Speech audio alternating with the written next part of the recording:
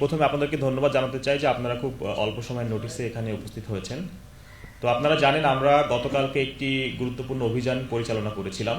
সেই অভিযানের উপর ভিত্তি করে আমরা আজকে একটি ব্রিফিংয়ের আয়োজন করেছি। তো বাংলাদেশ আমার অহংকার এই স্লোগান নিয়ে র্যাপিড অ্যাকশন ব্যাটালিয়ন প্রতিষ্ঠাকাল থেকেই সন্ত্রাস, জঙ্গিবাদ নির্মূল ও মাদক বিরোধী অভিযানের পাশাপাশি বিভিন্ন সময়ে চাঞ্চল্যকর অপরাধে জড়িত অপরাধীদের আইনের আওতায় এনে জনগণের সুনাম অর্জন করতে সক্ষম হয়েছে। আগামী জাতীয় নির্বাচনকে সামনে রেখে আইন শৃঙ্খলা নিয়ন্ত্রণে, অবৈধ অস্ত্র উদ্ধার ও শীর্ষ সন্ত্রাসীদের গ্রেপ্তারের জন্য র্যাব দেশব্যাপী সাঁড়াশি অভিযান পরিচালনা করে আসছে।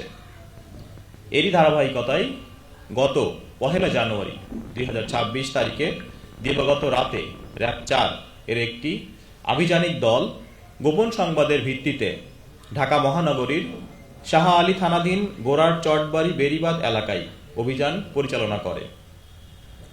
সেখানে অবৈধ অস্ত্রধারী 3 জন শীর্ষ সন্ত্রাসীকে গ্রেপ্তার করা হয়। পরবর্তীতে পল্লবী থানাধীন লালমাটি উচ্চ বিদ্যালয় সংলগ্ন এলাকা হতে তাদের দেয়া তথ্য মতে আগ্নেয়াস্ত্র উদ্ধার করা হয়।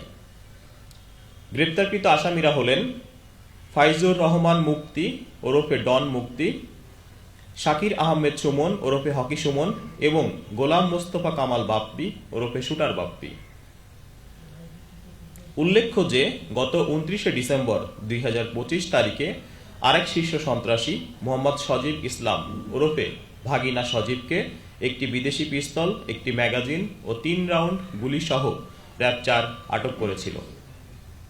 গোপন সংবাদের ভিত্তিতে র্যাব 4 এর একটি আভিযানিক দল জানতে পারে তারা ঢাকা মহানগরীর শাহ আলী থানাধীন গোরার চটবাড়ি।